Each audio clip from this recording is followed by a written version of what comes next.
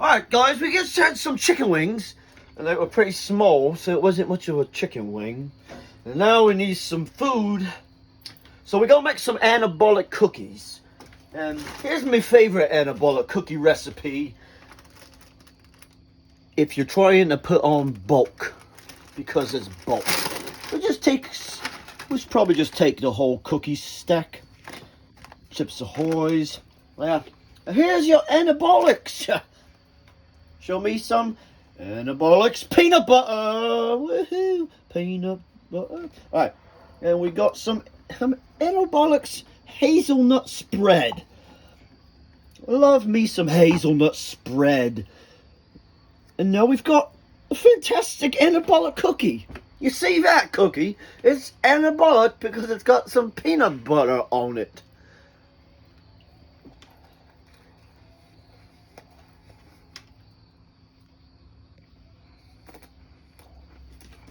And we're going to take, if you got your sports drink with you, it makes it even more anabolic because it's for sports, you know.